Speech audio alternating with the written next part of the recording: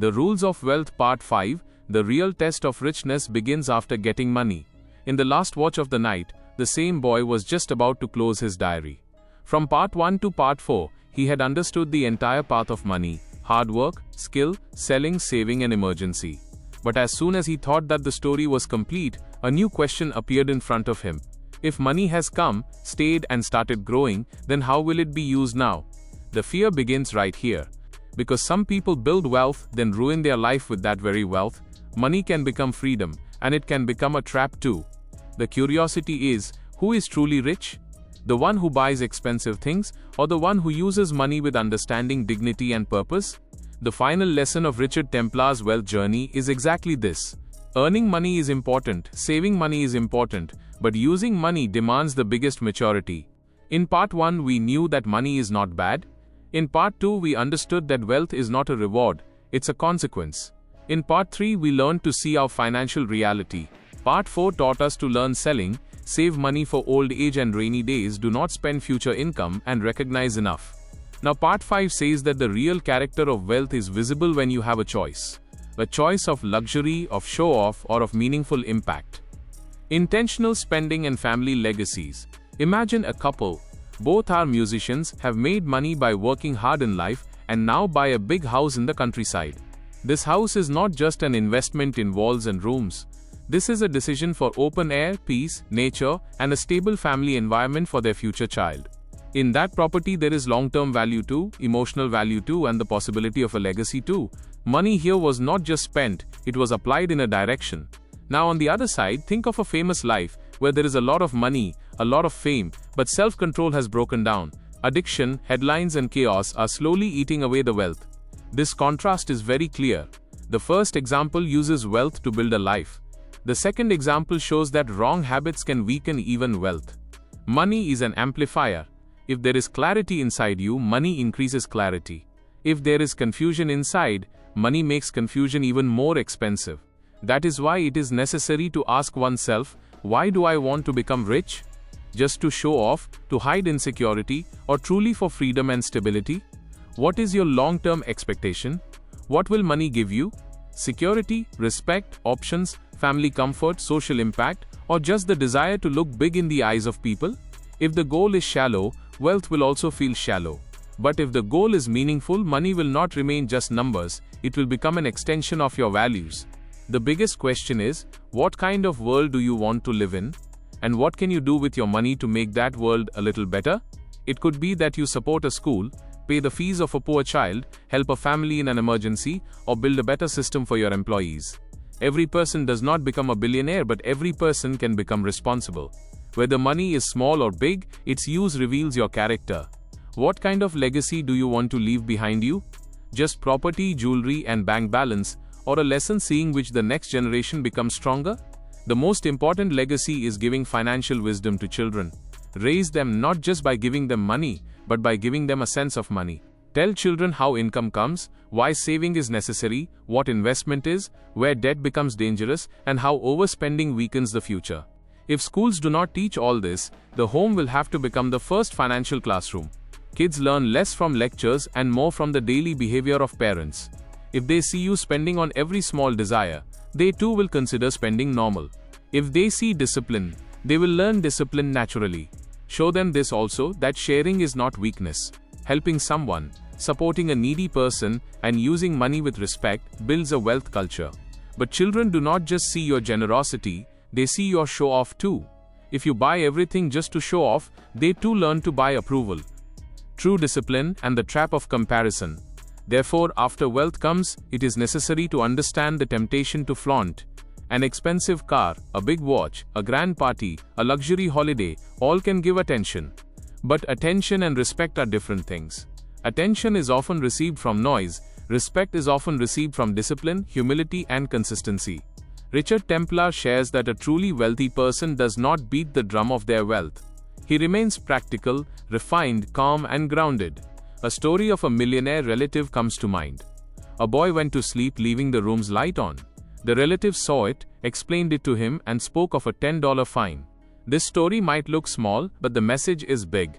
A person who takes a small waste lightly can be careless in big money decisions too. Being a millionaire does not mean that you can waste. Real financial discipline is visible when even after having money, respect remains intact. Turning off the light is not just saving electricity. This is training the mind that resources are limited and careless habits slowly leak wealth. Many people think that after becoming rich, thinking about expenses will stop. The truth is that after becoming rich, spending consciousness becomes even more necessary. Luxury is not wrong if it is planned and matches your values. But if luxury is covering an insecurity, it can become an emotional debt. A private jet, huge diamonds, unnecessary mansions, grand parties just for status, all these can give external shine, but not inner balance. Becoming a humble, wealthy person is more powerful. A person who has money, but money does not spoil his manners, language, and humanity. Using wealth to impress others is an endless game. Today they will be impressed by a car, tomorrow someone else will come bringing a bigger car. This is where the rule of envy comes. It is easy to burn seeing others' wealth, especially when that person is your friend, neighbor, sibling, or colleague. A celebrity's success feels distant, therefore jealousy remains a little controllable. But when one of your own moves ahead, the sting in the heart is deep. The story of Mary and Joan shows exactly this. Mary loved her best friend Joan, but seeing Joan's growing wealth, jealousy slowly kept increasing. One day Mary broke the relationship itself. She lost a friend too, and burned her energy to get out of her own poverty in jealousy as well. The sad thing was that a personal tragedy had come in Joan's family too. Even while having money, she could not buy and erase that pain. This is where a big truth of life comes forward. Do not decide a person's entire life just by looking at their bank balance. There is an unseen struggle in every life. You think that a six-figure income will make life perfect. But health, marriage, loneliness, stress, or family problems can eat away a high-income person. It could be that the one whose money you are burning against is jealous of your simple life, your health, your peaceful home, or your family bond. Comparison is a trap in which a person forgets their blessings. He sees only the highlights of others and undervalues his own entire reality. Therefore, gratitude is the hidden rule of wealth. Look in the mirror and ask, what do I have right now that I am considering normal? A healthy body, a caring family, the ability to learn, a chance to work, sound sleep, friendship, respect. All these are wealth that cannot be measured in a market price. This does not mean leaving ambition. This means running ambition not with jealousy, but with inspiration. Seeing another's success, say, this is proof that growth is possible. Instead of burning against them, try to learn from them. Generational shifts and the code of wealth. Now another sensitive rule comes. Your children owe you nothing. Hearing this might make many parents feel uncomfortable, because they have sacrificed a lot for the children, paid fees, spent sleepless nights, cared during illness, ran the household, and kept their dreams behind many times. But parenting is not a loan agreement.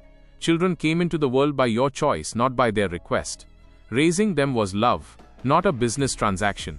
If children become successful, the biggest reward is just this, that they are standing on their own feet. Their independence is your return. If they help out of love, consider it a blessing.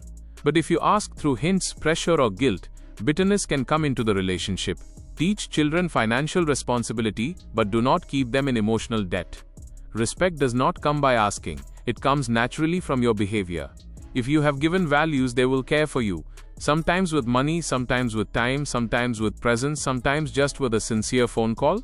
But if you did not do wealth planning and then became dependent on the children, their life can come under pressure too. This is the reason why retirement planning was necessary. Now connect and look at the whole story. The first rule was, remove wrong beliefs connected with money. Because the one who fears money does not even start the journey of wealth. The second rule was, wealth is a consequence. Money comes as the result of your effort, value, system, skill, and market usefulness. The third rule was, know your current financial condition. No plan becomes real without seeing the truth of assets, liabilities, income, expenses, and debt. The fourth rule was, make a plan and cultivate skill. Give a smart direction to hard work so that your work slowly becomes a wealth engine. The fifth rule was, learn selling. Because a skill becomes income when people understand that you can solve their problem. The sixth rule was, keep money for old age and rainy days. Because life will not always remain smooth, and preparation is necessary for dignity. The seventh rule was, do not spend future income beforehand. Credit and impulse can show you as rich, but can make you financially weak from the inside. The 8th rule was, recognize enough. Money is important, but health, family, hobbies, peace and purpose are core assets of life too. And the final rule is just this, use wealth wisely. Neither waste it in show-off, nor burn it in jealousy, nor make it a burden on children. If money comes, give it respect. If money grows, keep humility. If money is more, apply it in some meaningful work. The real meaning of becoming rich is not just to buy more. The real meaning is more understanding, more freedom, more responsibility and more contribution. Now it is time to close the diary. The same boy smiles, because he has realized that wealth is not an external race, it is an inner maturity. Money should not control your life but rather support your life. This is the entire story of the rules of wealth, and from right here your real beginning happens. If this video has taught you something new, or if you feel this information should reach more people, don't forget to like and share the video. Your small share can become valuable and useful information for someone else. If you have any questions related to this topic, or if you would like to share your opinion with us, be sure to write in the comment box.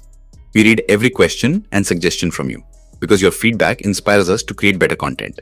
And if you want to keep receiving such interesting and reliable information about business, the economy, and the world in the future, then don't forget to subscribe to our channel GRT Business and also press the bell icon so that you get notifications of every new video directly. At GRT Business, we always strive to provide you with accurate, balanced, and reliable information. Our news and analysis are prepared based on information obtained from various news agencies, public sources, and public opinion. We make every effort to verify and validate each fact as much as possible, but in case of any possible error or dispute, the responsibility lies with the respective sources. Our only aim is to present you with a correct and trustworthy perspective so that you can understand any topic better.